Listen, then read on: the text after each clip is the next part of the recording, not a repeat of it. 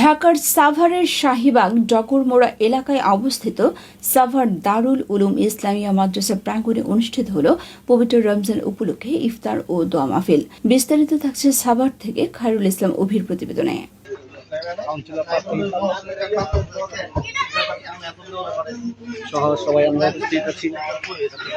4 March 2026 বুধবার ধর্মীয় ভাব গাম্ভীর্যপূর্ণ পরিবেশে আয়োজিত এই অনুষ্ঠানে অংশগ্রহণ করেন মাদ্রাসার প্রায় 100 শিক্ষার্থী। দিনব্যাপী শিক্ষার্থীরা পবিত্র কোরআন শরীফ তেলাওয়াতে সময় অতিবাহিত করেন। বিকেলে অনুষ্ঠিত হয় দোয়া মাহফিল।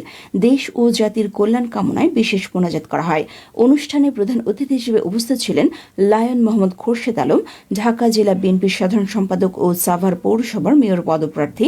এ আয়োজন করেন 7 নং ওয়ার্ড বিএনপির সভাপতি মোহাম্মদ আব্দুস সামাদ মোল্লা, 7 নং ওয়ার্ড কাউন্সিলর পদপ্রার্থী মোহাম্মদ ইউনুস খান, 3 নং ওয়ার্ড কাউন্সিলর পদপ্রার্থী রাশেদুজ্জামান বাচ্চু, পৌর বিএনপির খান মজলিস বাবু, পাথালিয়া ইউনিয়ন সহ সভাপতি মোহাম্মদ হজরত আলী সহ বিএনপি ও অঙ্গ সংগঠনের বিভিন্ন নেতাকর্মীরা। এছাড়াও অনুষ্ঠানে বিভিন্ন পেশার গণ্যমান্য ব্যক্তিবর্গ উপস্থিত ছিলেন। আয়োজকরা জানান, ভবিষ্যতের শিক্ষার্থীদের অংশগ্রহণে এ ধরনের ধর্মীয় ও সামাজিক কার্যক্রম অব্যাহত থাকবে।